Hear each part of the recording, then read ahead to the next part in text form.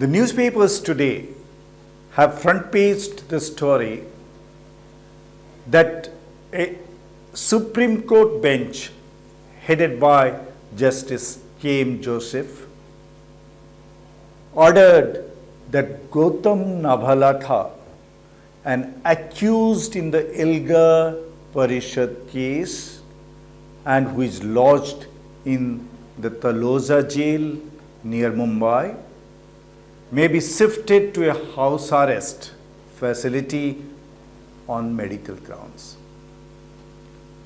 The National Investigative Agency, which is investigating this Parishad case, vehemently opposed this decision, saying that a terrorist must not be shown any compassion. But the SC bench was not convinced. After all, Gautam Navalakha is merely an accused. He is accused of fomenting violence by delivering inflammatory but he is not a convicted terrorist. That apart, the investigative agency has caused inordinate delay in filing the charge sheet in the case. Navalakha was arrested in July 2018. Charges have not been framed yet. The trial have not begun. Why should the accused suffer for the incompetence and deficiencies of the accuser? If someone is under trial, why should he be in jail? A jail should be the place only for the convicted criminals. Yes, the accused need to be presented before the court as and when required. But that situation would arise only when the trial begins. Why should Navalakha, who is over 70 years old and who has severe medical complications, suffer unnecessarily? After all, the criminal justice system ordains that an accused would be presumed innocent until proven guilty. Yes, successive governments belonging to different parties have used the draconian provisions of the UAPA to crack down on the critics of the system, accusing them of being Maoists or urban nutshills. But what is the conviction rate? As per the government's own data, only 80 out of 1,321 people arrested under UAPA in 2020 were convicted. That works out to a conviction rate of just over 6%. It means that 94% of the accused rotted in jail for years for no fault of their own.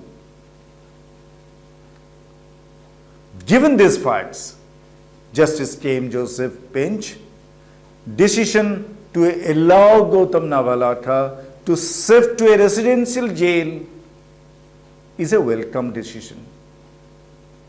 After all, as the Supreme Court bench itself emphasized, Navalakha is not a habitual offender. He has no past criminal record except this case. He has been a human rights activist, a trenchant critic of the human rights violation by governments everywhere. That's why he has been in the eye of the storm.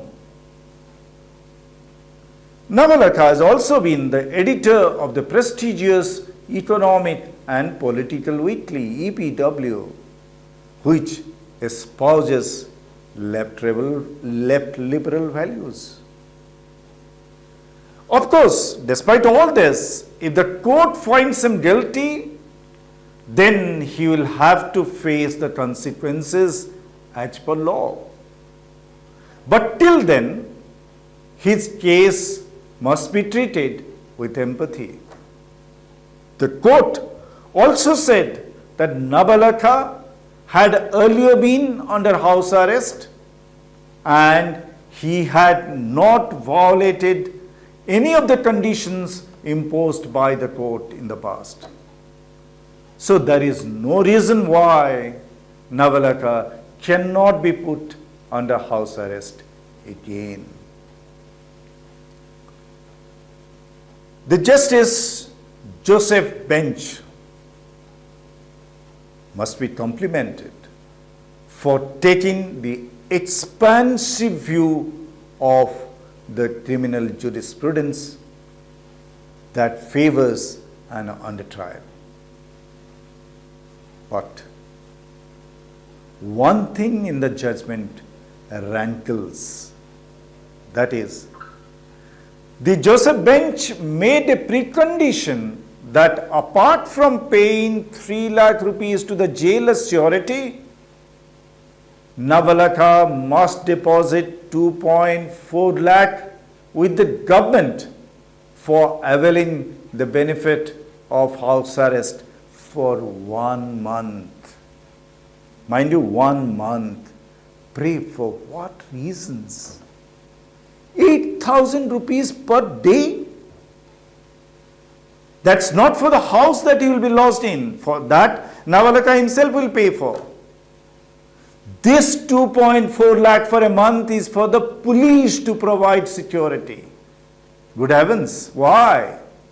Has Navalakha asked for police security? No. If the government wants to do surveillance, then that is its own job. Why should the man under surveillance be asked to pay for it? If our governments can spend thousands of crores of rupees of taxpayers' money on protection of sundry politicians and celebrities in the name of threat to their life, isn't it that these governments are the same that is asking for money from an accused so that it can keep a close tab on him? Justice Joseph's bench ought to have dismissed with contempt such an unreasonable demand by the National Investigative Agency.